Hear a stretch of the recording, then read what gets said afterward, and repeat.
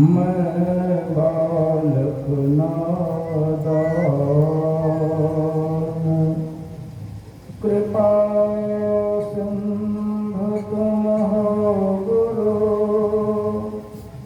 दूर करो अज्ञान। धन्य धन्य सद्गुरु सुखद महिमा कर न जाए। जो कुछ कहो तुम्हारे कृपा, मोते कछो न बसाए। संत सरल चित जगत हित, जाओ निस्वाव स्नेह। बाल विनय सन करे कृपा, राम चरण रत रहो। बाल विनय सन करे कृपा, राम चरण रत रहो। सृष्टि के कण कण में सर्वत्र विराजमान परमाराध्य श्री सद्गुरु महाराज के श्री चरण कमलों में साष्टांग सादर से समर्पित मंचस्थ आदरणीय स्वामी सुभाषानंद जी महाराज के श्री चरणों में सदकोटि सहनमन। मुद मंगल में संत समाज, धर्म क्षेत्र में उपस्थित सत्संग प्रेमी महानुभाव, माता एवं भक्तिमती बहना, अभी हम आप विश्व प्रसिद्ध श्री रामचरितमानस से पाठ श्रवण किए। मुद मंगल में संत समाजो, जो जग जंगम तीर्थ राजो। संतों का समाज आनंद और कल्याण में होता है। इस तीर्थराज को गोस्वामी तुलसीदास जी महाराज ने कहा चलता फिरता तीर्थराज। इसमें अवगाहन करेंगे तो क्या होगा? परम कल्याण होगा। और कोई समाज में आप जाएंगे, आनंद तो आएगा, नाच देखने में, सिनेमा देखने में आनंद आएगा, लेकिन इसमें कल्याण भी हो सकता है। कल्याण जब भी हुआ है, जब किन्हीं का हुआ है, तो संतों के संगति में आने के बाद ही हुआ है।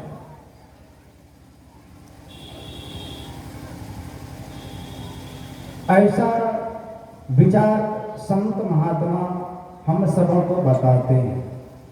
और संत होते कैसे हैं? जिनका हम संग करेंगे तो शांति को प्राप्त करेंगे। संत कबीर साहब ने कहा, चाह गई चिंता मिटी, मनवा बेपरवाह, जाको कछ न चाहिए, सोई साहनशाह। ऐसे संत होते हैं जिनको कोई चाहना नहीं, जिनके अंदर कोई मांग नहीं, जिनके अंदर कोई कामना नहीं। ऐसे संत होते हैं। जो काम में बदनाम हो, जिनके अंदर मांग भरी पड़ी हो, ऐसे संत नहीं हो सकते। उपनिषदकार ने कहा, भिद्यते हृदय ग्रंथि छिद्यन्ते सर्व संशयाः, क्षीयन्ते चास्कर्माणि तस्मिन् दृष्टि परावरे। जिनकी ग्रह के अंदर गांठ नहीं हो, जिसके अंदर कोई प्रकार की कामना नहीं हो, जो इस जीव आत्मा को उस परम पिता परमात्मा से मिला लिए हो, ऐसे संत होते हैं। ऐसे संत के संबंध में भगवान श्री राम ने खुद कहने की कृपा की, भक्त जनों को उपदेश दिए, तुम लोग कहां जाओ। मां सबरी के माध्यम से समझाते हैं कि प्रथम भगति संतन कर संगा, दूसरे रति मम कथा प्रसंगा। प्रथम संग संतों का करो, जिससे परम कल्याण होगा। अन्यथा आप समाज में संग करेंगे तो जो जैसा का संग करते हैं वैसा वो बन जाते हैं। डॉक्टरों का संग करते हैं तो धीरे धीरे एक न एक दिन वह डॉक्टर पद पे चले जाते हैं, डॉक्टर बन जाते हैं। इंजीनियर का संग करते हैं, इंजीनियर बन जाते हैं। और आप महापुरुषों का संग करेंगे, क्या बनेंगे? चोर बनेंगे, डाकू बनेंगे, लुटेरा बनेंगे? नहीं, आप भी संत पद को प्राप्त कर लेंगे। और जब संग करेंगे ही नहीं, जैसे तैसे मन से संग करेंगे, जैसे तैसे मन से सुनेंगे, फिर आप जैसे के तैसे रह जाएंगे, आगे नहीं बढ़ सकते हैं। इसलिए सुनना कैसे है? संत कबीर साहब ने कहा, तन थिर, मन थिर, वचन थिर, सुरत थिर। इतने जब अपने अंदर स्थिरता लाएंगे तो आप सुन पाएंगे। नहीं तो सब कोई बैठे हैं अभी सत्संग में, अब मन घूमेगा खेत में, खलियान में, बाजार में, हाट में, तब रंग नहीं लगेगा। अब आपको कपड़ा रंगना हो, आप बाल्टी में साफ पानी ले लिए, रंग भी उसमें घोल दिए हैं। अब कपड़ा को आप अच्छी तरह से साफ कर लिए हैं, सुखा लिए हैं। अब बाल्टी में नहीं डाल के आप नीचे जमीन में डालेंगे तो क्या लगेगा? मिट्टी या रंग चढ़ेगा? उसमें मिट्टी लग जाएगी, रंग नहीं चढ़ेगा। तो आप रंग घोले हैं, कपड़ा साफ किए हैं, बाल्टी में डुबाइए, रंग चढ़ जाएगा। उसी तरह से मन को सत्संग तन के साथ साथ मन को रखेंगे सत्संग में तो पूरा का पूरा रंग लगेगा, पूरा का पूरा लाभ मिलेगा। कहीं मन है खेत में मकई है, उसमें घास हो गया है, घास को निकालना था, एक दिन का समय बर्बाद हो गया, सत्संग में बैठ गए हैं, खेत में खाद देना था, पानी देना था, ऐसा ऐसा मन में विचार ला करके बैठेंगे और तन रहेगा सत्संग में और मन रहेगा खेत में, तब लाभ नहीं मिलेगा। इसलिए कहा, तन फिर, मन फिर, वचन सुरत नृत्य फिर होय, तो प्राणी पावे कछु, नहीं तो बेसरस मोर। फिर आने से क्या लाभ, आने से क्या फायदा? इसलिए सत्संग में आते हैं तो मनोयोग पूर्वक बैठिए और मनोयोग पूर्वक सुनिए तो लाभ मिलेगा। इसलिए भगवान श्री राम मां सबरी को पहले सचेत करते हैं कि सावधान सुनो धरु मन माही।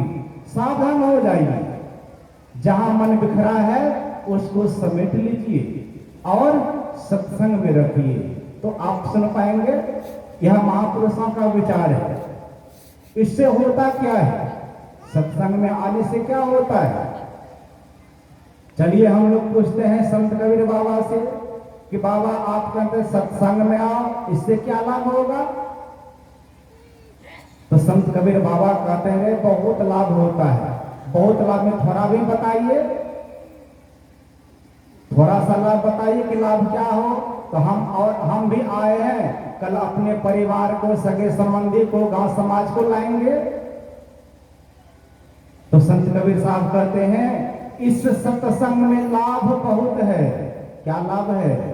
तुरंत मिलावे गुरु से, अमूरख जन कोई सार न जाने, सत्संग में अमृत बरसे। सत्संग में अमृत की वर्षा होती है और इसमें भीगते कौन है? अब बारिश होती है तो जो कोई बाहर में रहते हैं भीग जाते हैं, और जो अपने घर के अंदर रहते हैं बच जाते हैं, भीगते नहीं हैं। अब यहाँ सत्संग की वर्षा हो रही है, इसमें भीगेंगे कौन, इसमें नहीं भीगेंगे कौन? जो मनोयोग पूर्वक सत्संग में बैठेंगे, सुनेंगे, समझेंगे, अब बात समझ में आएगी, करेंगे, तो पूरा का पूरा वो अमृत में भीगेंगे, अमृत में पिएंगे। और जो इसमें मनोयोग पूर्वक नहीं बैठेंगे, जैसे तैसे मन से सुनेंगे, वे पूरा का पूरा लाभ नहीं ले पाएंगे। इसलिए महर्षि साई स्वामी महाराज ने कहा कि सत्संग बिना जग में मानव सम्मति गति पाना क्या जाने। सत्संग के बिना मानव चाहे हमको अच्छी गति हो तो हो नहीं सकता। सो सत्संग से क्या लाभ है? मां गिरजा भगवान शंकर से पूछती है कि लोग बहुत के झुंड सत्संग में जा रहे हैं, इससे क्या पेट भरेगा, इससे क्या घर मकान बनेगा? भगवान शंकर ने कहा गिरजा संत समागम समन लाभ कछु आन, बिनु हरि कृपा न होय सो गावहि वेद पुराण। हे गिरजा, संतों के संगति के समान और दूसरा लाभ नहीं है। अब चलिए गोस्वामी तुलसीदास जी महाराज से पूछते हैं कि सत्संग से क्या लाभ है, आपको क्या लाभ मिला सत्संग में, जो आप करें सत्संग में चलो। भगवान एक बार गोस्वामी तुलसीदास महाराज से प्रसन्न हो गए और कहे मांगो क्या मांगते हो। और हम सब पे भगवान प्रसन्न हो जाए, दुर्गा मां प्रसन्न हो जाए, काली मां प्रसन्न हो जाए, क्या मांगेंगे? विचार कीजिए, क्या मांगेंगे? सब कोई तो हरबरा करके मांगेंगे कि बेटी की शादी हो जाए, बेटा का नौकरी हो जाए, 2 4 5 10 बीघा जगह जमीन हो जाए, 2 4 मंजिल मकान बन जाए, यही मांगेंगे। अरे गोस्वामी तुलसीदास महाराज क्या मांग रहे हैं? गोस्वामी तुलसीदास महाराज मांग रहे हैं कि देहु सत्संग निज अंग सिर रंग भवभंग कारम शरण शोकहारी। हे भगवान, यदि आप देना चाहते हैं तो सत्संग दीजिए। क्यों? का सत्संग ही तो आपका निज अंग है। निज अंग आप देखे होंगे गांव समाज में, उसको एक पैर नहीं है, दोनों पैर नहीं है, हाथ नहीं है, फिर भी वह जीवित है, फिर भी वह जीवित है। एक हाथ नहीं है, एक ही हाथ में घड़ी बांधा हुआ है, बाल को एकदम झाड़ लिए हैं और मस्ती में चल रहे हैं, वह जीवित है। ऐसा कोई देखने के लिए नहीं मिला होगा जिसको धड़ में सर नहीं है और रोड पर दौड़ रहा था, ऐसा नहीं देखे होंगे।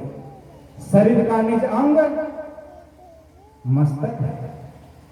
वही गोस्वामी तुलसीदास कह रहे हैं आपका निज अंग ही तो सत्संग है, इसलिए देना चाहते हैं तो हमको सत्संग दीजिए और हमको कोई चीज की जरूरत नहीं है। और जो आप देंगे वह गांव समाज अपने परिवार के लोग 1-1 इंच बांट लेंगे, रहने नहीं देंगे। इसलिए परम भक्तिनी मीराबाई कहती है कि दिन दिन बढ़त सभायो पायो जी मैंने नाम रतन धन पायो। वह धन कोई बांटेगा नहीं, वह आपका निज धन है, वह कोई नहीं बांटेगा। और जो भी देख रहे हैं, जो भी आप जमा कर रहे हैं, यह दिन प्रतिदिन घटते जाएगा। घटने का मतलब आप 2 भाई हैं, कल 4 भाई होंगे, परसों आपको पुत्र होगा, उसमें बंटवारा होते जाएगा, यह 1-1 इंच बांट लेगा। इसलिए बाबा नानक ने कहा कि जिन्हों घर झूमते हाथी उन्हीं के लाख थे साथी, पता उनका नहीं पाया बता कि जाने डेरा है। उनका डेरा कहाँ है पूछिए? 5 मंजिला बाबू का मकान यही था, वो कहाँ है नहीं पता, नहीं संसार में नहीं है, चले गए। इसलिए पड़ी रहे महल महलायत, धड़ी रहे लाख की दौलत, यह बिस्तर खाक में होंगे, सदा जंगल में डेरा है। गुरु नानक यहाँ ज्ञानी, जिन्होंने गौर कर देखा, जगत धोखे की टट्टी है, न मेरा है न तेरा है। यह किसी का नहीं है।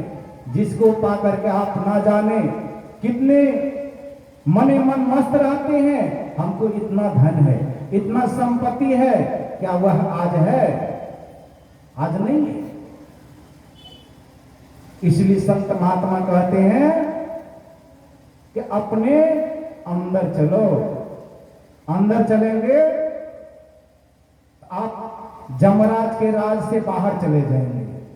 आपके ऊपर अब जमराज का दाल नहीं गलेगा, और आप जिनके राज में रहेंगे, जिनके अंदर रहेंगे, उनके शासन को मानना पड़ेगा। नहीं मानेंगे, आपके ऊपर सजा की जाएगी, आप सजा के भागे बनेंगे।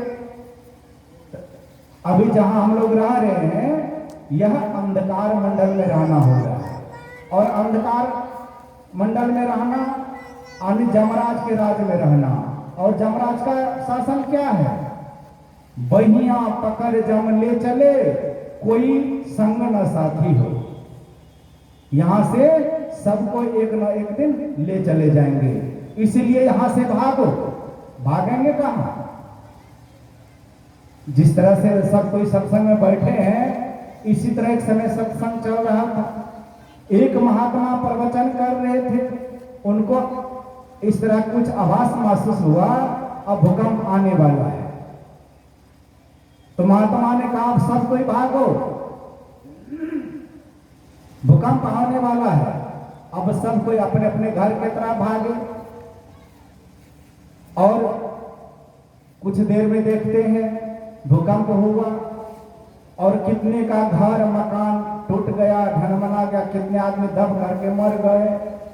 जो बचे, कुछ देर के बाद सबों के मन में हुआ, अरे महात्मा जी को चलो देखते हैं उनका क्या स्थिति है, वे हैं या वो भी चले गए। आकर के देखते हैं तो महात्मा जी बैठे हुए हैं। तो सबों ने कहा, महाराज आप तो सबको कहें भागो भागो, भूकंप होने वाला है, और आप जहां का तहां बैठे रह गए। तो महात्मा ने कहा, देखो भागने में अंतर है। तुम भी भागा, तुम उधर भागा जहां भूकंप होने वाला था, जहां भूकंप हुआ, और हम उधर को भागे जहां भूकंप नहीं हो रहा था। जहां भूकंप कभी नहीं होता है, मैं उधर भागा। इसलिए भागने में भी अंतर है। हम सभी भागे कहां?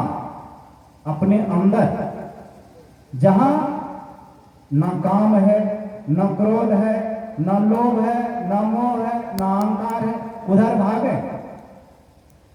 और इस आसार संसार में इससे भरा पड़ा हुआ है। इसमें रहेंगे, नाना तरह का आपके अंदर में वृत्ति आते रहेगी, और इसके आप शिकार होते रहेंगे। आपको सुख शांति नहीं मिल सकता है। संसार का वैभव वस्तु कितना हो जमा कर ले, आप शांति को प्राप्त नहीं कर सकते। और शांति को प्राप्त तभी करेंगे जब इससे आप छुटकारा पाएंगे। रामकृष्ण परमहंस महाराज ने कहा, संसार में कैसे रहो जैसे बड़े घर की नौकरानी रहती है। वह कहती है कि सब यह घर द्वार गाड़ी सब मेरे हैं। मन से वह जानती है यह मेरा कुछ नहीं है, सब मालिक का है। मालिक का हुक्म होते ही छोड़ करके जाना होगा, सारा छोड़ देना पड़ेगा। वह जानती है मन ही मन। उसी तरह से परिवार में रहिए, समाज में रहिए, बाल बच्चा के साथ रहिए, लेकिन मन से बना करके रखिए यह अपना कोई नहीं है। अंत हो तो ही तजे के पामर, तू ना तजे अभीते, मन पछतई है अवसर बीते। एक दिन पछताना पड़ेगा, इसलिए नहीं पछताना पड़े इसका उपाय है संतों से सदयुक्ति को जानिए, और जानकर अपने अंदर चलिए, तो आपको चार चार फलों की प्राप्ति होगी। जिसके संबंध में सुने हैं, सुनी समझहि जन मुदित मन, मज्जहि अति अनुराग, लवहि चारि फल अछतनो, साधु समाज प्रयाग। मनोयोगपूर्वक संतों के समाज में बैठेंगे, सुनेंगे, बात समझ में आएगी तो आपका काम बन जाएगा, आप मालो माल हो जाएंगे। इन्हीं चंद शब्दों के साथ अपनी वाणी को विराम। बोलिए प्रेम से श्री सद्गुरु महाराज की जय।